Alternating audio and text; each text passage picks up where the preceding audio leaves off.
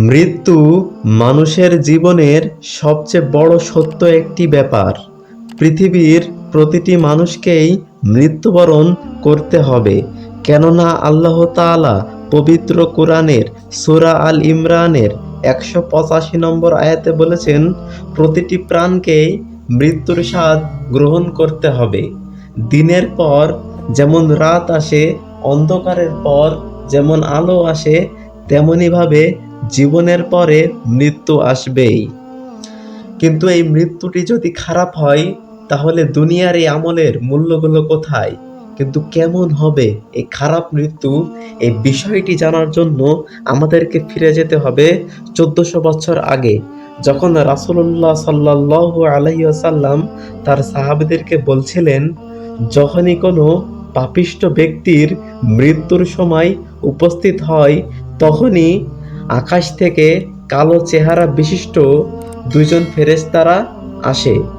তারপর মৃত্যুর ফেরেশতা হাজির হয় এবং তার মাথার কাছে বসে আদেশ করে, হে অপবিত্র আত্মা, আল্লাহর অসন্তুষ্টি ও গজবের দিকে বেরিয়ে আসো।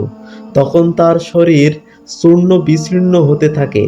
ফেরেশতারা আত্মাকে শরীর থেকে এমনভাবে টেনে বের করে, যেমনটি একটি জীবন্ত ছাগলের গা থেকে পশম ছিঁড়ে ফেললে যেমনটা কষ্ট হয়, ঠিক তেমনভাবে তার আত্মাটি বের করা হবে। বের করার সাথে সাথে পশমের তৈরি একটি কাপড়ে রাখে, তা থেকে দুনিয়ার সবচাইতে নিকৃষ্টতম গন্ধ বের হতে থাকে। ফেরেশতারা তাকে নিয়ে উপরের দিকে উঠতে থাকে। যখনই তারা কোনো ফেরেশতাদের দলের পাশ দিয়ে অতিক্রম করে, তখনই তারা প্রশ্ন করে, এই অপবিত্র আত্মাটি কার? তখন ফেরেশতারা জবাবে বলে, সে অমুক ব্যক্তি, তাকে দুনিয়ার নিকৃষ্টতম নামে পরিচয় করানো হবে। তারা দুনিয়ার আসমানের কাছে গেট খোলার আহ্বান জানায়, কিন্তু আল্লাহ তাআলা বলেন, তার দপ্তর সর্বনিম্ন জমিনে সিজ্জেনে লিখে রাখো। তারপর তার আত্মাকে জোরে নিক্ষেপ করা হয়। পরে তার আত্মাকে দেহে ফিরিয়ে দেওয়া হয় এবং দুজন ফেরেশতা এসে তাকে বসায় ও জিজ্ঞেস করে, তোমার রব কে? সে আফসোস করে বলে, আমি জানি না।